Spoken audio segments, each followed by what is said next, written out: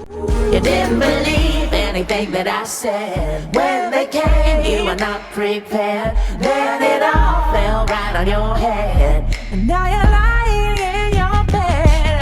You've got yourself in a rabbit hole. You're trapped 'cause you did not let go.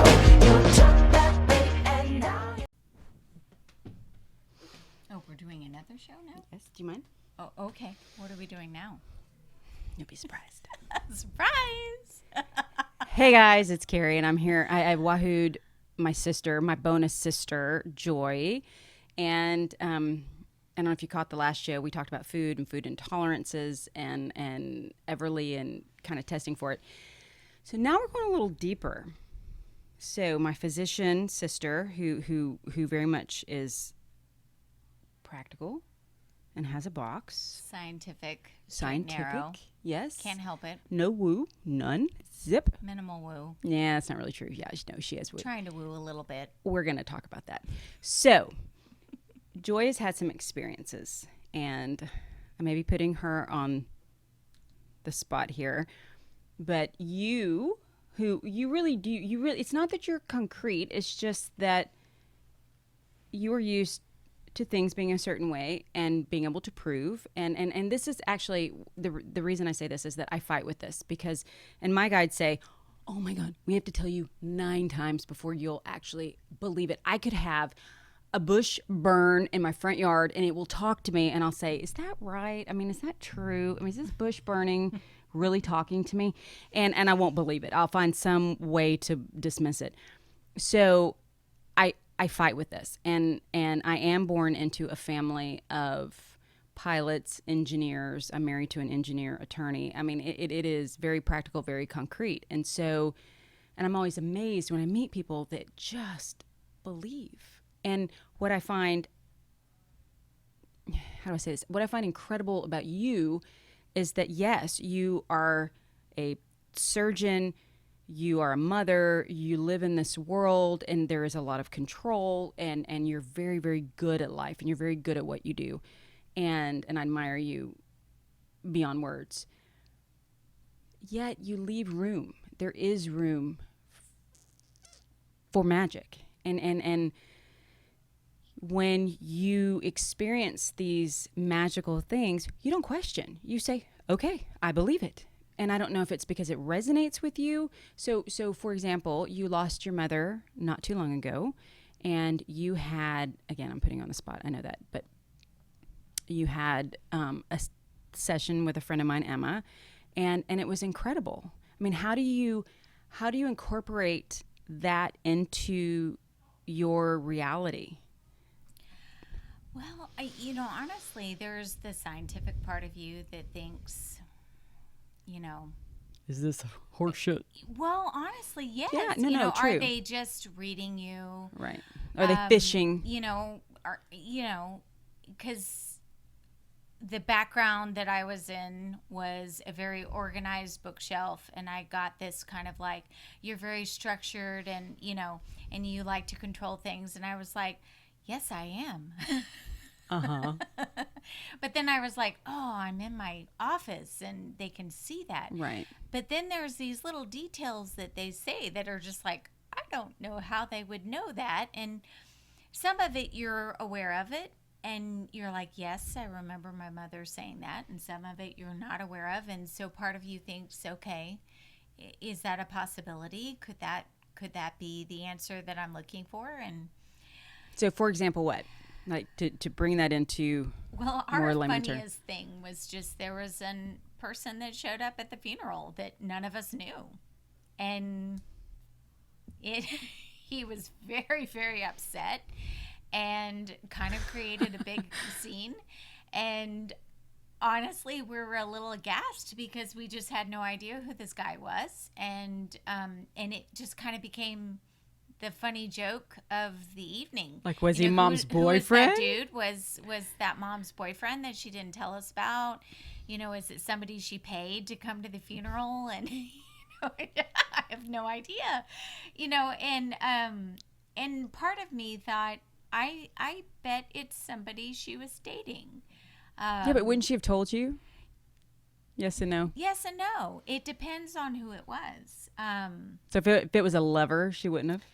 I don't know. I mean, she and I mean, were I know very, Sally. very I mean, we close. spent a lot She of was holidays together. really close with me, but she also held things close to the vest, and she was somebody that when it was something she didn't want anybody to know about, she didn't tell anybody. I will say that I'm probably the one person on the planet that was told the bulk of the things. And it may or may not have been because I was the daughter or because I lived in the same city as her, or maybe I applied her with a margarita or two. I have no idea, and I'm not going to guess to It's that not the one. point. Yeah. I have no idea.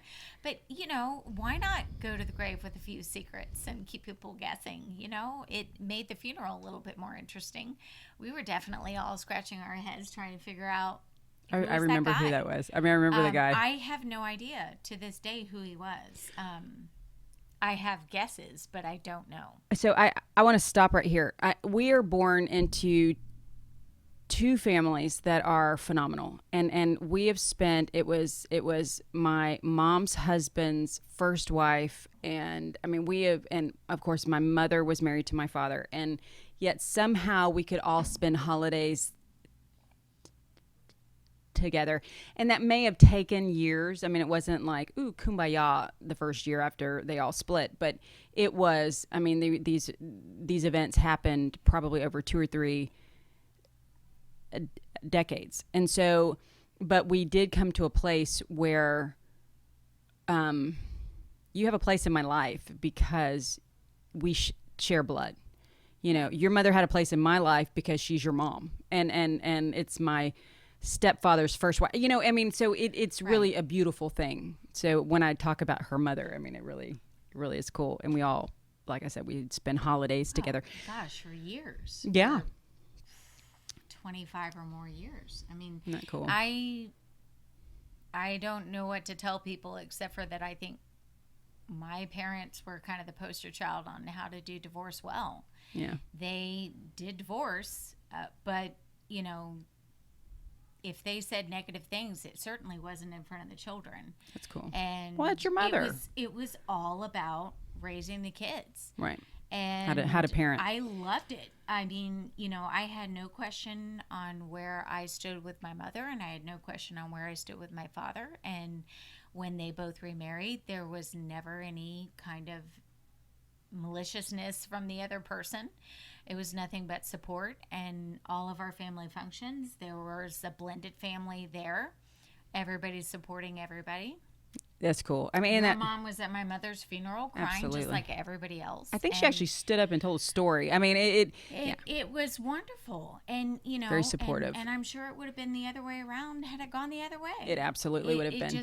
It was, that just goes to show how, How it can be done when it's done with love. absolutely. Just because Yeah. we don't work out doesn't mean there's not Can't a life work to out have. for others. Okay, so the guy, did you ever find out? So you spoke with Emma, you spoke with I Georgia. spoke with Emma, and I spoke with Georgia, and I got similar concepts. Georgia kind of was more telling me, I don't really want to talk about it. Would your mother have said that? It would not surprise me. And when I kind of pushed a little bit more, she was like, it was somebody, but it wasn't somebody that I wanted to introduce to the family. And she did say that he was somebody that she had known earlier in her life. So it was kind of like an old person that popped back Old into her flame. life. And that kind of seems to be a recurring theme in my family. So not surprised. Well, but he had quite a reaction to her passing. And I think that they probably were really just kind of like really good loves from a mental perspective, and it just the timing was poor. And I'm sad that I never got to meet him because he certainly seemed to, have the hots for my mom. Yeah, that's always cool. So now I was really surprised because when Tiffany and I started the Joyride show, it's not that you kind of know who will be surprised by what you're up to, and then you kind of are like, oh yeah, I'm not really sure how you're going to feel about it. And you have always been so incredibly supportive, and it's not that I'm surprised, but I was surprised, and it was and the way you embraced these different psychic things has always just, it just didn't go with your background. No, absolutely. And I imagine that a lot of it had to do with my mom passing when she did. Yeah. I think that I was searching for answers, and I did get some. Whether they're true or not, it doesn't really matter, because I got peace in the end. And I learned about tapping, which I had never learned about before, and Tiffany was very integral in that. And that is definitely a practice that I've started practicing personally, and I've recommended to my patients. I think it's Have a you very really? good modality. Absolutely. Yeah, it's cool. Especially with my pregnant ladies that are very, very anxious. I'll tell them, you might want to try some tapping, because they're very anxious in general, and then they don't want to be on any medication. And I said, well, have you tried tapping? Because it's not going to hurt you. It's kind of like talk therapy mixed with acupressure. It's really not harmful, and it might actually kind of, relax you a little bit and allow you to get through the pregnancy to a point at which I'm not uncomfortable putting you on a medication. Now, obviously, if I have to put you on medication, I will, but if we can find a way for you to learn how to deal with it naturally, why wouldn't we try that? Right. No, I completely agree. And that's so I love that. I mean, I love that you're open to these ideas, because it really is kind of under the won't hurt, might help. Right. And, You know? in most of the things that I've been trying are under the won't hurt, might help category. They're more Eastern medicine. They're a little more out there, and not the typical things that a doctor would tell you to try. But I've been trying them, meditation, tapping, there's lots of things out there that you can try that are different than typical medicine, but Maybe at the not end in of the lieu day, of always, a but lot of people walk in and they don't want to just be thrown a pill. right. I mean, believe me, I can throw a pill at you. And there are some things I have a pad. I'm ready to right? write. I mean, tapping and meditation are not going to help regulate your menstrual cycle, and they're not going to give you birth control. Or are but- they? Maybe. Probably not. But I'm not sure I'd leave it up to but that. if you're anxious, and if you're having, weird abdominal pain and anxiety and a little bit of bowel stuff, things that a lot of people show up with, and they think it's pelvic pain, but it's really kind of more of an anxiety or a combination of But still get it anxiety checked out. with abdominal and pelvic. Yeah, you go get your medical testing, and if everything's normal and you have no explanation, then it might be time to try something different. Could be you know? psychological. Well, okay, so there is one story you may not want to tell, but there was a story that you were telling me earlier that about someone that brought through names, and we don't have to tell the story, the context, but you've actually spoken with someone, and didn't it kind of bring you healing when you spoke, because you were having some misgivings about when your mom crossed, and then your mom brought through names. Yes. Yeah. I talked with Georgia, and gosh, I would love to talk to Georgia I again. know. So if you're out there, Georgia, I'd love to talk to you. We love you. No, she's incredible. I've only met two She's people like that. amazing. Her and Emma. When I talked to Georgia, I had a specific conversation with her in regards to my mother passing. And the biggest thing was that I just felt like I had failed her. And In what way? I was there every day, and making sure she was comfortable and safe and all the things you're supposed to do. But, I felt very guilty that I wasn't the best conversationalist. And I'm not a bad conversationalist in general, Clearly. but when it's, I'm not very good at just being chatty for no reason. And she was very tired and at the end of her life, and she wasn't exactly in her most chatty of moods. I wasn't really feeling like I wanted to prod and poke and ask her questions, when she was tired. So I basically went in and just made sure she was comfortable, and asked her how she was and what did she need, and it was very task oriented, mommy duty kind of stuff. And at the time that I was doing it, I didn't feel like it was a problem. But once she had passed away, I felt very guilty afterwards. In particular, in regards to the last weekend that she was alive, my brothers had come down, and I had basically kind of teed up the weekend for them to be there and to have a last weekend with her and get in quality time. And they got quality time in with her, and they lived out of town, so they weren't with her every day. And I thought it was very important for them to get that quality time before she passed away. And when I returned, after they had both had their time with her, she looked at me and said, "So, what do you have to say to me?" You're next. and, Go. And I was like, nothing. I don't have anything to say. And she just looked at me and then just kind of closed her eyes and went to sleep. And I felt so horribly guilty. I just felt horribly guilty. You weren't prepared. And I had that conversation with Georgia, and I asked her, I feel guilty about that. And she was like, "Well, you have no reason to feel guilty." So you were speaking. She was speaking as first person. if she was my mother. She was like, "You were there every day." It was refreshing to hear you say you had nothing planned. There was no agenda, because I felt like it was just this orchestrated goodbye party.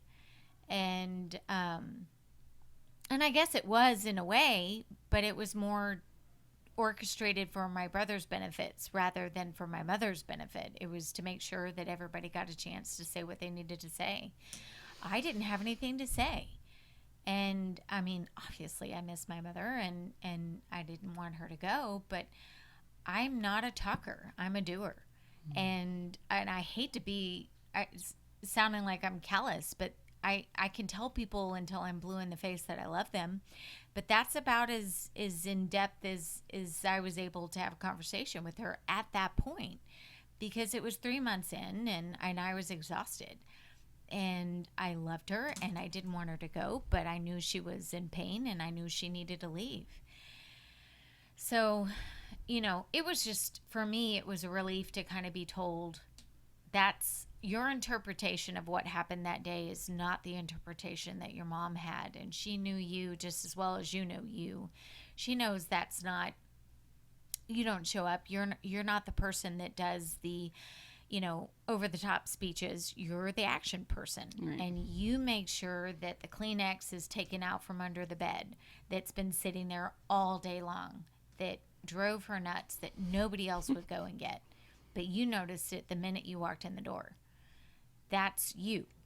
She didn't expect you to tell her, a long-winded speech or to read her poetry or whatever. That's not you. She expected different things from each kid, because we're all different. You're individual. We're not the same. And that was kind of nice, because I was beating myself up left and right about that, even though I knew there was nothing I could have done differently. But it's just kind of nice to get that closure, and it may or may not be, Well, didn't she bring through names though? Oh yeah, she brought through names, like my grandparents' names, and it was uncanny. I mean, it really felt very real, and I want to believe it because it's just unreal, But me, the science person, is like, I don't believe it. No. But part of me is just like, that is just like, how could she have known? Like, you go through your data bank of what did I say? What did I see? But I think that is I've always said that, and I don't mean this as a slam to anybody that has this ability, because I think this ability is incredible. But I think that especially when someone has lost someone, they are looking for proof of the afterlife. They are looking. And then when you get that, I got it through James Van Praagh the first time, and he brought through my grandfather. Actually, he didn't bring him through. My grandfather, he channeled him, and my grandfather saw me through his eyes, and anyway, it was incredible. But he knew Catherine's name, he knew Matt's name, he knew the scar on the back of his head, Kelly. He knew things that there's no way he could have known. And you go back there and say, okay, and then you think, okay, there are 200 of us there. Right, were they on did he social go media? through? Were they, does he have somebody? Yeah, no, there's no way. And then and now and it's almost a high, because you all of a sudden think, oh my God, I sure shit hope there's an afterlife. Right. And now I think there really is. And I think my parents there. So when we did the event with Emma, she sat up on stage for 2 hours. Half the people there, 50 people, she had never read for. So she had no way to know.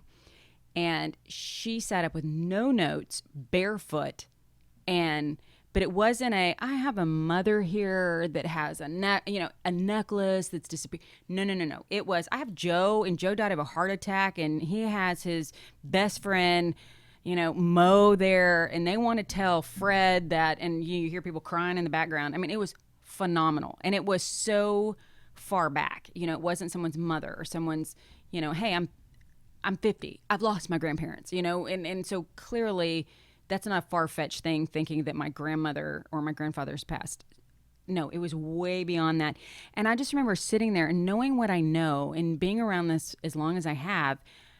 I sat in that room and I was like, oh my God, she is talking to that man right now. How cool is that? And I don't think we as humans are wired to think about the afterlife. I just don't think we think about our death. None of us are getting out here alive, not one of us. Yet we are not programmed to think about our death. I mean, we do in a fearful way, like, I don't want to have cancer, or I don't want to die in a train wreck, but we're just not wired that way.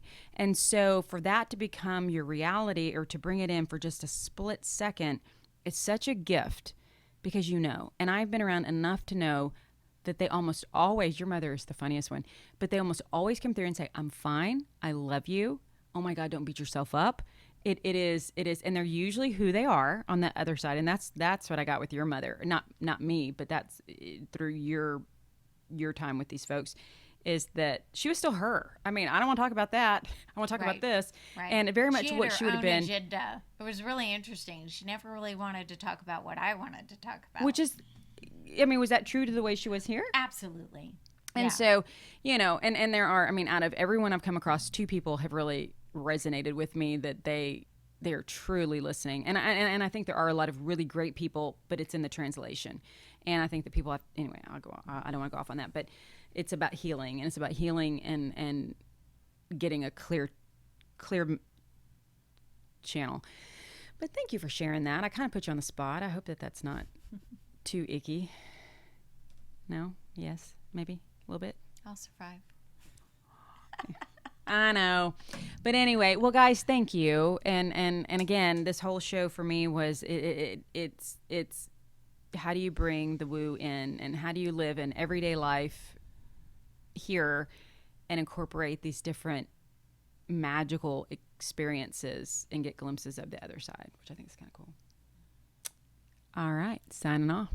Take care.